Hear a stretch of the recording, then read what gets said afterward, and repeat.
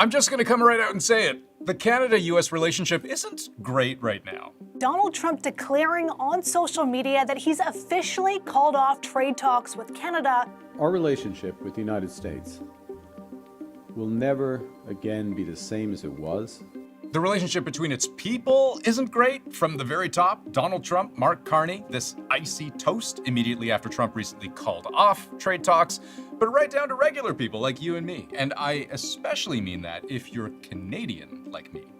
Because look at these bars, round-trip car trips by Canadians to the US. Those are COVID numbers over there. You kind of expect those to be low, but 2025, year one of Trump term 2, that's a massive cliff. The latest data showing a more than 30% drop in traffic. With everything going on in the US, I feel like a lot of Canadians kind of want to stay home. Won't be going to the US. No. We're not going to America. We're not spending our money there. It's Canada first, baby. Every tally and projection I've seen for 2025 is that the US economy will lose billions of dollars in tourist revenue. And what's more, the fundamental way we see travel here in Canada, is that something we do down south or within our own borders? That's been upended. Let me show you how, and the way that's making some Americans real worried. Truth is, California just wouldn't be California without Canada. Thank you, Canada.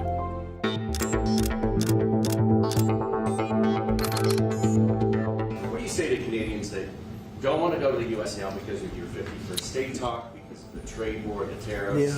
Yeah, and well, fear I understand also it. Look, I being understand Canada? that. It's something that will get worked out. There's still great love between the two countries. Yeah, so maybe not. Let's talk about the Canada-US border. In April, new rules kicked in, where if you're a Canadian staying longer than 29 days in the US, you need to register your presence with the US government. That means getting photographed and fingerprinted. For some, that's no big deal. A recent Angus Reid poll suggested somewhere up to a third of Canadians are relatively unbothered by any of that. But the other 2/3, somewhere between concerned and this feels invasive. I felt ambushed because it happened so quickly, and I was not given a choice to have the picture taken. I don't like it. I don't like that they're taking so much information from us. It's a little unnerving. I think everything he's doing is kind of helping to decrease travel from and to the United States. I think it is significant. You've got people that are regular travelers saying that this is a big deal to them. They feel concerned. If you're already feeling some anxiety about crossing over the border, this isn't going to help that. You know, having to be fingerprinted and put into a registry is not likely to make people more likely to want to travel there. So check out the latest travel data we're getting from both sides of the border. This line here, those are Canadian round-trip car trips to the US for all of last year, month by month. But here's what 2025 looked like, starting in January with Trump's inaugural take on Canada. Canada should be a 51st state. Canada's a very bad abuser. Canada's been ripping us off for a long time. Without the U.S., Canada really doesn't have a country. Year over year, we've now seen 10 straight months of decline, totaling millions fewer trips to the US in 2025 alone. Because of Trump, I'm not going to travel to the States. It's going to be a while before we ever decide to do anything in the US. And it's not just the land border Canadians are staying away from. Air travel is the same way. This first line, Canadian return trips from the US by plane for all of 2024, and then you see in 2025, January to October, drops once again in every single month. Travel to and from the US clearly down year over year. And mind you, this is at a time when Canadian travel overseas is consistently up year over year. So this is a costly problem for America. The latest projection from the US Travel Association is that their economy will be down nearly $6 billion in tourist revenue compared to last year, driven primarily by the fact that so many Canadians just aren't coming.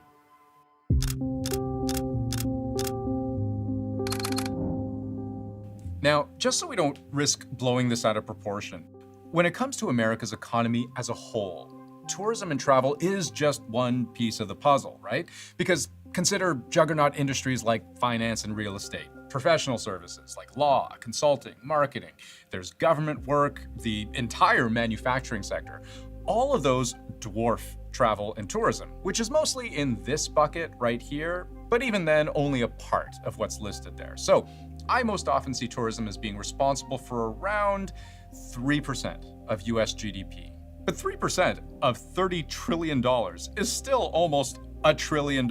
And indirectly, maybe there are a couple trillion more in economic spin-offs. So that's a lot of livelihoods on the line. You are looking at a multi-billion-dollar industry. Literally, about 1 out of 12 American jobs are related to travel and tourism. And Canada is a key part of that.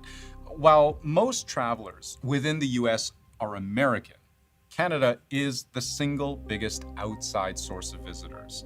Just over a quarter of all international visitors to the US come from Canada. Together with Mexico, that's more travel to the US than all other countries combined. It's our largest international market. You're not just talking about, an on-the-surface economic impact loss of visitor spending. You're talking lost tax revenue to the states and communities. You're also looking at job losses potentially, especially in our border communities. There's a lot of jobs dependent upon that cross-border tourism. But the projection down the road from the US Travel Association that even with big draws like the FIFA World Cup and America 250 celebrations next year, Canadian travel won't recover to pre-COVID or even pre-Trump levels for another 5 years. We have seen a 50% decline in our Canadian members. We just had a large festival last weekend and 50 or 60 of the ticket holders just did not come. So American businesses have been doing what they can to win Canada back. If you come from Canada with a Canadian driver's license or a passport, or you use that goofily delightful Canadian accent, we'll give you a 30% discount. Figure the top destinations for Canadians are New York, Washington, Florida, and California. From those states, we've seen ad campaigns specifically targeting those Canadians they can't afford to lose.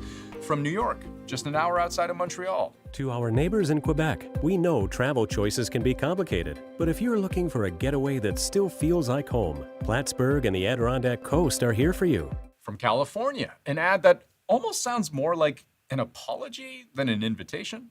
Without you, we wouldn't be as beautiful. And we wouldn't be as full-bodied. Or delicious. And that messaging comes right from the top.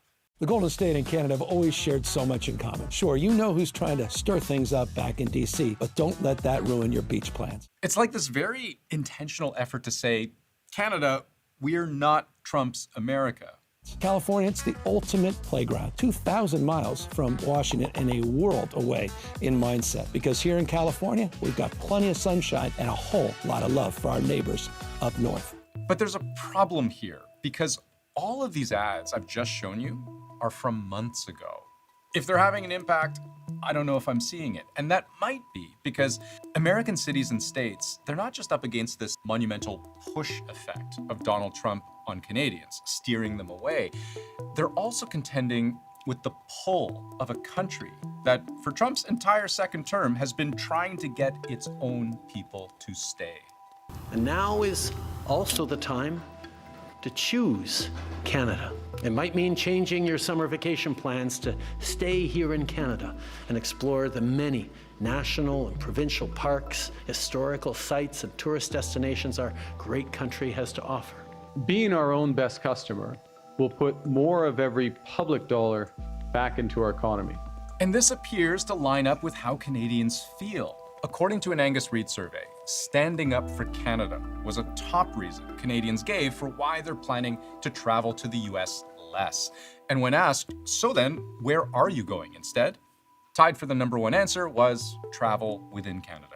So 87% of those travelers say that they'll find somewhere else to go, and Canada is tied for the top destination alongside just other destinations outside of North America. This week we were planning on going, but we decided to make a different decision. Stand up for Canada. You know, they're poking us in the eye, so we got to poke them back. The Canadian government has seized on this, introducing discounts on attractions that are federally owned or managed. So that means free admission to certain national parks. Same goes for some museums in Ottawa, Quebec, and beyond.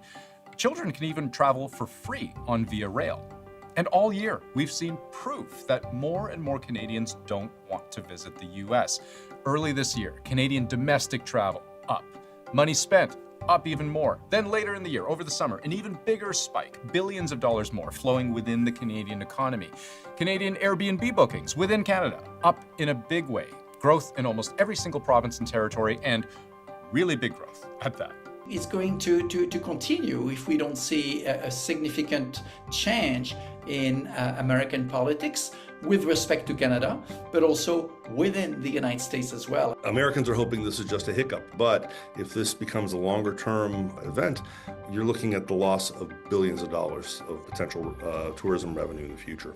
What this all adds up to is bad news for the U.S. economy. Not make or break on a national level, but certainly a pain point on a local level. And suffer enough of those over a long enough period, that's when this becomes about more than just the dollars and cents.